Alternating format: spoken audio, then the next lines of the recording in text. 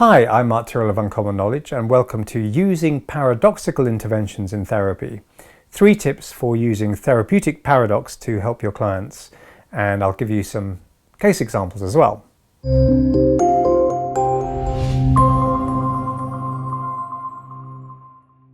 Now, the comedian George Carlin once said, "If you try to fail and succeed, which have you done?" Now that's a beautiful example of paradox, and we can use that principle therapeutically. Sometimes the unexpected approach, the opposite of what seems to be best, is the very thing that helps people crack open the painful shell of limited thoughts and feelings. So let me tell you an unlikely but true story. And this happened many years ago. And a young woman, Sarah, came to see me as a therapy client, and she worked as cabin crew on a well-known airline, a job that required her to be on display, so to speak, to the public. But she told me she suffered from terrible self-consciousness, and weirdly, not so much in her job, but in other contexts. And she managed somehow to hide this at work, but when she was out and about in town, she would become absolutely terrified, incredibly self-conscious. And she said, "It sounds really stupid," she said, and she was blushing a little as she said it, "but I have this terrible fear I'm going to fall over in the street or in the store, and everyone will see and just laugh at me and think I'm an idiot. And I'm obsessed with this thought. It ruins everything for me." Now, by the time she came to see me, Sarah had started avoiding going out altogether, and she had no idea why this obsession had taken hold with her. So how could I help her?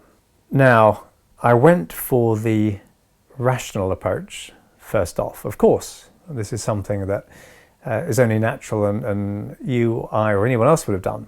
But no matter how hard I tried to convince her that, other people surely wouldn't laugh, even if she were to fall over, I'm sure they won't laugh, they'll be fine and so forth. She had heard it all before, and it made no difference to hear it again. So I decided to use a paradoxical approach, and I thought long and hard, and eventually I looked at Sarah, and said, "Okay, you're telling me you really want to get over this problem, okay, that it's wrecking your life, right?" She nodded her head and she said, "Yeah, absolutely, I 100% want to get over this." "Okay," I said, "you're afraid of falling over accidentally in town, right? So this is what I want you to do.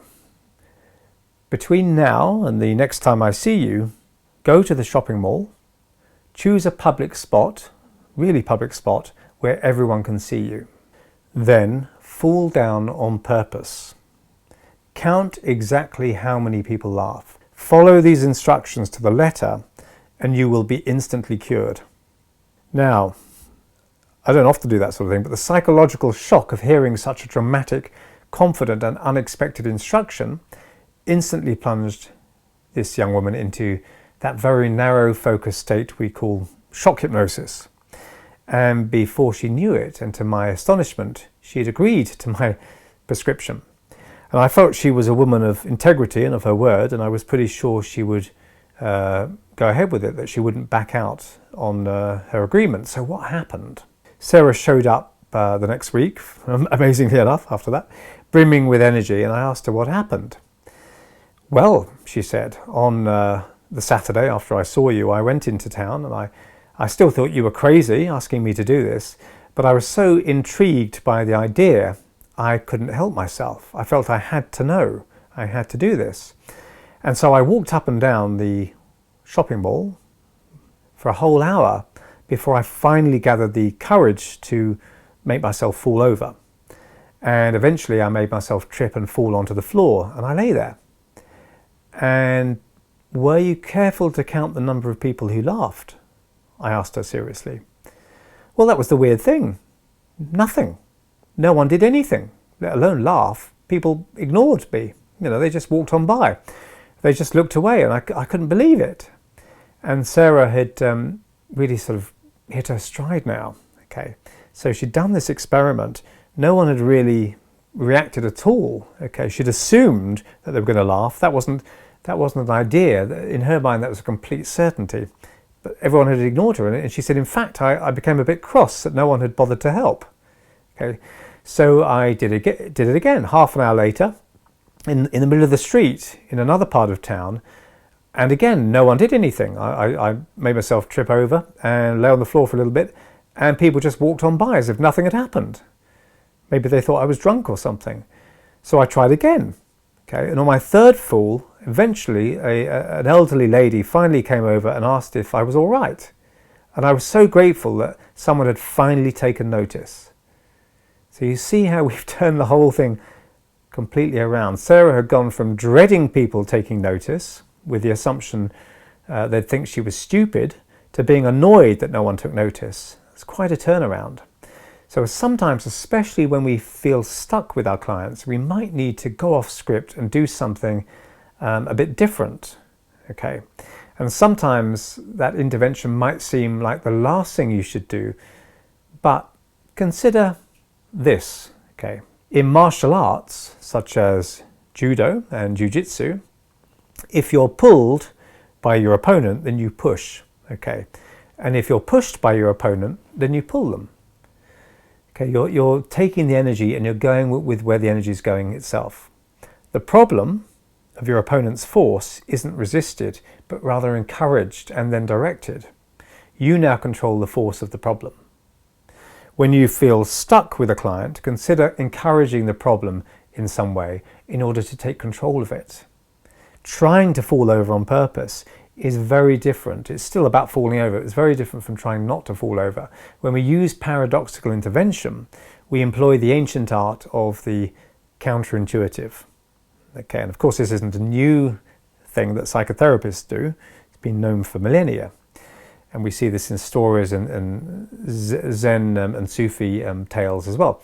So what principles can we employ when we feel paradox might be the way to go with our client? Tip number 1, stop what isn't working.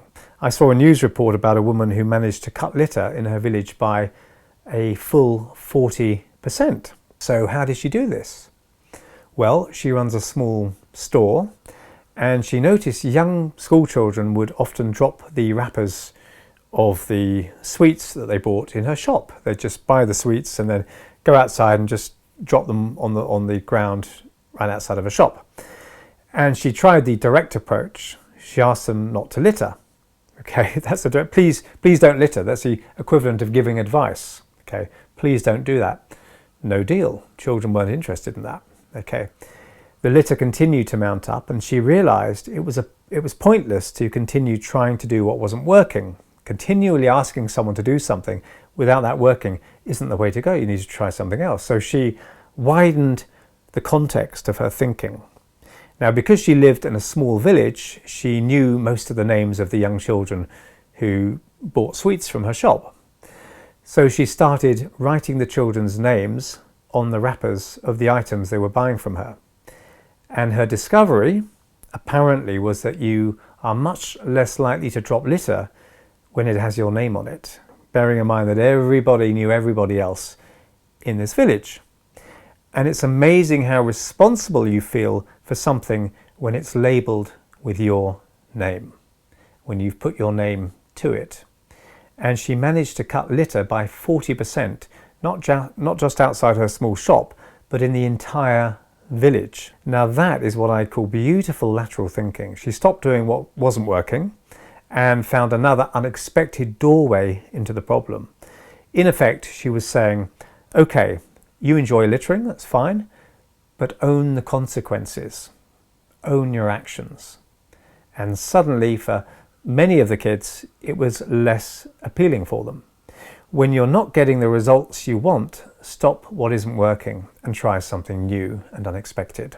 Widen the way you see the problem. Tip 2, change a part to change the whole. So, no, I couldn't do the Rubik's Cube either, but I've noticed that if you move one part of the cube, the whole pattern of the cube changes. Okay, so you move one square and the whole pattern is now altered just from moving one part of the whole system. And sometimes solutions come from zigzag rather than straight line thinking. when we look at the human motivations that surround a problem, rather than simply the problem itself, unexpected parts of the problem and its solution can become illuminated for us. If we change something about the problem situation, rather than try to cure or solve it in one go, the whole problem may start to unravel. It just doesn't work anymore. And this can be a great way to think about problems. Milton Erickson would ask people to continue their lung-busting smoking or heart-crippling eating, but change some aspect of it. Okay, so he wouldn't, again, it was quite shocking, carry on doing what you're doing, but with this change. So the smoker who lives in a 6-story house is asked to keep smoking for a while, can carry on doing what you're doing, but keep his lighter in the basement and his cigarettes on the top floor at all times. Of course, you have to get the client to agree to this, but suddenly the compulsion morphs into an inconvenience. Laziness can be a great motivator to not do something that's bad for us. The overeater is asked to carry on eating as she likes, but to walk, not drive to her nearby store. And she can only carry so much in one go, so she buys less as she walks back, and she's walking more. Okay, but she's still allowed to eat as much as she wants. But these small changes, like a single shift of the Rubik's Cube, can start derailing the whole pattern. How can you help change the client's problem into an inconvenience or a chore? Your litter having your name on it suddenly becomes something else. It's something that you put your name to, and the whole thing has been shifted and reframed in effect. And finally, tip number 3, encourage the problem. Sarah, as I promised, was cured, thank God, by my paradoxical task. It had taken her an hour to do what she'd been terrified might happen at any second. Not being able to do something you previously felt you couldn't help but do is a major perceptual reframe. Someone trying to blush, when they'd previously been frightened of blushing. Later, Sarah reported a happy ripple effect from the breath and paradoxical therapy. She started feeling more confident in her relationship and at work as well, and she even started exercising more and eating better. When we fear something, it seems to make sense to avoid it, and often it does make sense if it's genuinely dangerous. But the idea of paradoxical intervention is the opposite, that you seek it out, but you change some aspect of it. The act of purposefully bringing about what you fear is paradoxical, but it just might work. By completing my paradoxical task, Sarah had replaced her imaginary scenarios with a real experience. She had replaced belief with knowledge gained from experience. Getting someone to consciously do their problem turns an unconsciously generated compulsion into a conscious chore, even a desire or a wish. If they want to be successful, then they have to do their problem, and to fail, they don't have the problem. Had Sarah not been able to fall over, that might have been therapeutic too. She would have failed to experience what she feared she wouldn't be able to help to do. If she come back into therapy and said, I just couldn't bring myself to do it, then that too would have been a success, because she'd failed to do what she feared would happen. Asking an insomniac to try to stay awake when they're tired is a better way to get someone to fall asleep than asking them to try to go to sleep. I recall setting one woman the task of setting her alarm clock for 4 a.m. and waking up in order to worry about her health for 10 minutes. And she was waking up in the night anyway, worrying about her health. She'd already been waking up in the small hours and frightening herself with her worries. But I asked her to do it as a conscious task and introduced the alarm clock to bring some order to the problem. And of course, she started failing the task regularly.